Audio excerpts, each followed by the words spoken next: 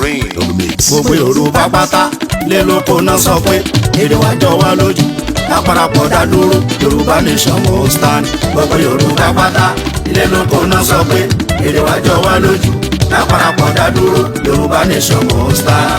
À ń fi àsìkò yìí ṣe ìkéde fún gbogbo ọmọ Yorùbá lápapọ̀ láti gbáradì fún àwọn ìwọ́de tí ń bọ̀ lọ́nà nípa pàtàkì orílẹ̀-èdè Yoruba Nation àti wípé ìdí tí a fi gbọdọ̀ dá dúró gẹ́gẹ́ bí ìpínlẹ̀ Yorùbá.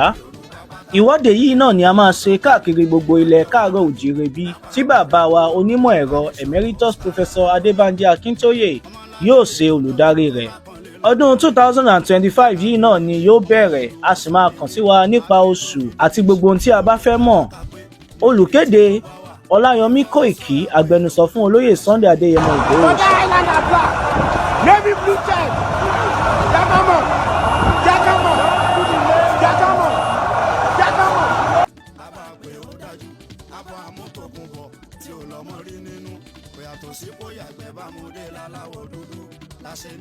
tẹ̀lé lórí so gbogbo ọmọ Yorùbá àtọ́bá ilẹ̀ Yorùbá àti ìjòyè wọ́n láwọn ò faramọ́ kí Fúlàní máa jí wa gbé wọ́n máa jẹ oko wa kọ́ máa dà wá láàmú.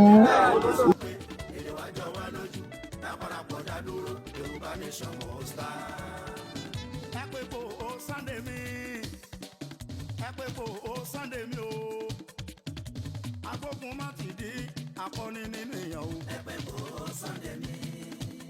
Akọni tó ń yọni léwu tó ń gbani sílẹ̀ lójú ogun. Òun náà pè lálágbára. Mo mewé mo mego mo lóògùn tó ń jẹ.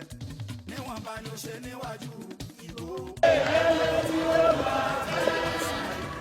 Lẹ́lẹ́ tí ó máa fẹ́. Lẹ́lẹ́ tí ó máa fẹ́. Àtìyá o.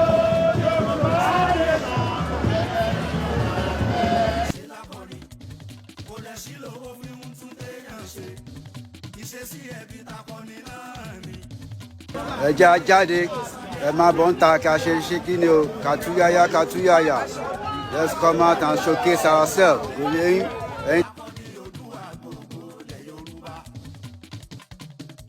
Ọmọ ńlá mo gbé mú Sunday Ìgbòho ṣá owó bàbá dání bóyá tí mo bá ní Ìgbòho ṣá ẹ sọ pọkùnrin ogun ọmọ májàsọlá.